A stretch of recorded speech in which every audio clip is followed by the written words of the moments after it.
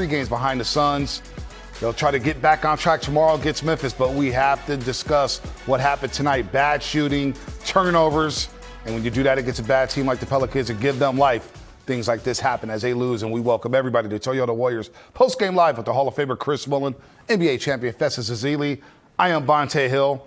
Got off to a rocky start in the first quarter, 19 points after we saw him score 39 in the first quarter against Denver on Sunday. He only scored 39 in that first half, and then they failed to take care of the basketball. Somebody hit a shot, please. Living and dying by the three, Bonte, that's hard to do. I mean, the last game against the Denver Nuggets, the Warriors scored 76 points. This half, first half, 39 points. And it starts off the game with 19 points. It's turnovers, lack of ball movement, only 10 assists in the first half. The Warriors never really got in the flow. And the Pelicans team that has really been struggling, they caught their rhythm in the second half after getting some confidence. Obviously, they have DeJounte Murray. He comes back as his first game back, makes some huge plays down the stretch for the New Orleans Pelicans, gives them some life. Zion Williamson was hard to stop all night long.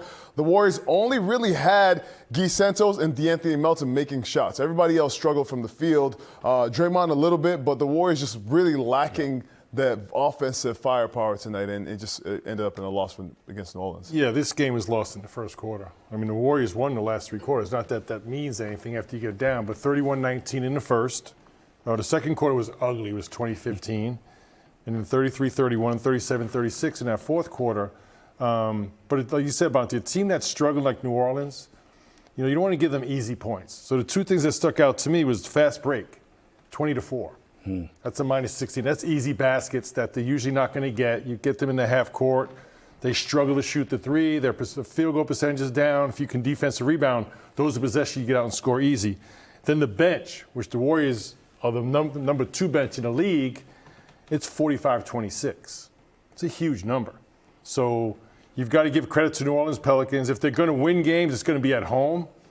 They kept it close. But that first quarter, and you've been saying that, Bonte, the starts, I think moving forward, they're going to have to figure out what the best starting lineup is to get off to a good start. Then you can support that. Yep. You can have a great bench, but you don't want your bench bailing your starters out.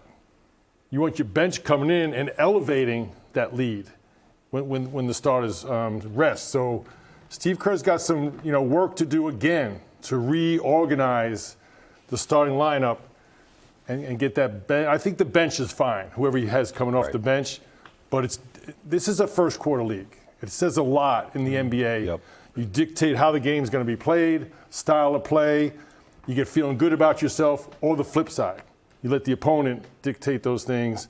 And when you're on the road, it's really important. Now, you've mentioned that for years, that it's a first quarter league. And when you're playing uphill instead of downhill, things like tonight happen where you lose to a team that you're not supposed to lose to, as the Pelicans are headed for the lottery. But the fourth quarter tape, look, this was a nip. Well, go get a better shot in the second half. I thought the offense was a little bit better. Guys were attacking. Moses Moody had 10 points in the third quarter, really spearheading that part of it.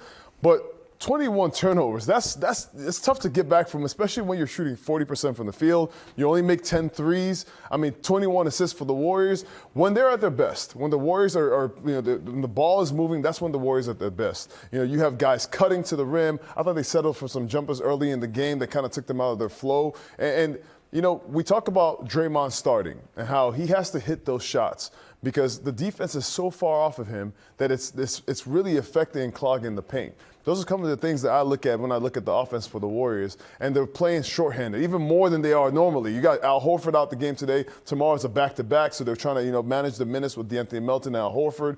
And so the Warriors are going to have to figure out how to get to a better start than they did tonight. Yeah, I thought the Warriors were fortunate tonight. They had 21 turnovers. New Orleans had 17, but points off turns were tied at 18. Yep. So they really didn't capitalize. But I think more importantly, it takes the rhythm and flow out of the game. That's 21 possessions where you're not finding a good shot and developing some rhythm and flow, even if you miss the shot. But you have to get a shot. So those turnovers are really costly. And the other thing, too, is with guys not playing, and I say this a few times already, this new NBA, they don't run plays. Everything's spread 5, and you're kind of reading off each other. But when you're not playing consistently together, it's hard to find them. I think that's where those turnovers come from. You're not very familiar with each other. Tonight, without Al Horford, without Steph, obviously, and Porzingis, those are 3 major players for this team moving forward. So it's almost like they're buying time till those guys get back, and then you have to figure out what that rotation is. Because I'm assuming those 3 guys are going to be a big part of any push this team looks to make moving forward. Take a look at the first half stats from Sunday and tonight. Look, they were locked and loaded against Denver. That was a season high 76 first half points, Fezzi. They made a season high 15 threes in that first half to set the tone in that game. They were up 39-27. They were rolling offensively. Well, tonight it was a complete opposite. 39 points in the first half. You see the shooting numbers there. The efficiency was just not there.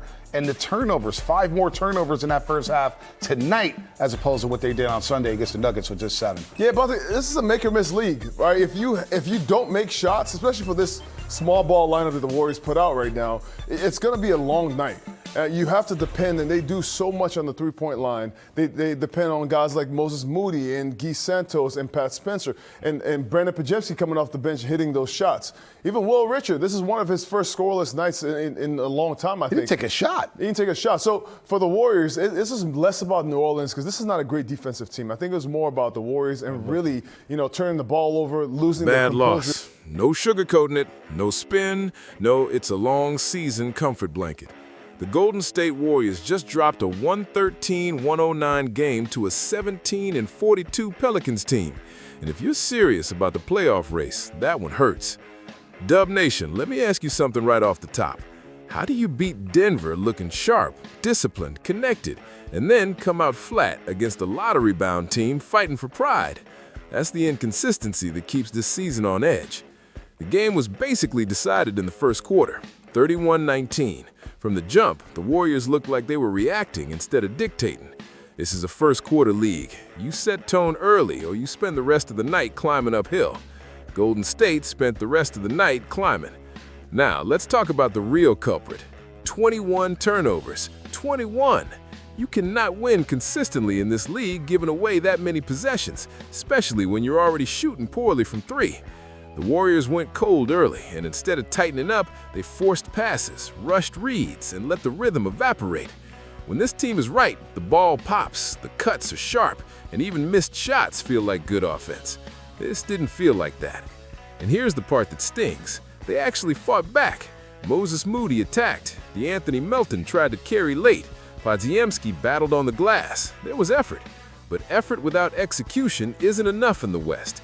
Not when Phoenix is ahead of you. Not when every seed from 6 to 10 is separated by inches. Zion did what stars do against teams that let him get comfortable. He attacked the rim, absorbed contact, and controlled momentum. That overturned charge call that turned into a three-point play, that was the emotional swing. From there, New Orleans believed.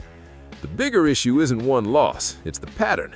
Without Steph Curry, the margin shrinks. ESPN's Shams Charania reported Steph is still managing that knee issue and will be reevaluated soon.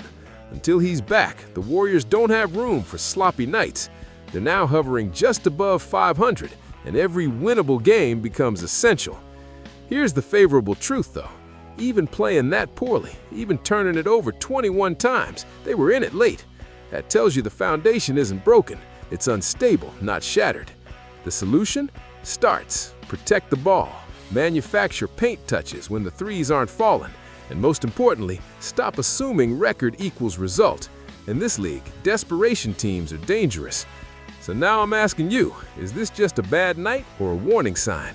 Can this group hold the line until Steph returns? Drop your take below. If you're still riding with this team through the turbulence, hit like. Subscribe to Warriors Nation News, because in the West, every game is a statement, and the next one matters even more.